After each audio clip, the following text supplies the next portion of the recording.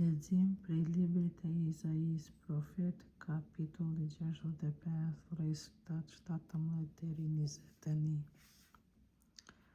Sepse ja unë po krijoj qiell të ri e tokë të re, të kaluarat s'do t'ju kujtohen me ndërmend nuk do të bien, por do të gëzohen e do të galdohen përgjithmonë në ato që unë po krijoj.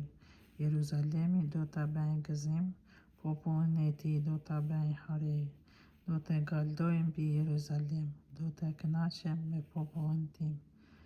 Në të më nuk do të dëgjoj zë vajtimi as zë drejtësie.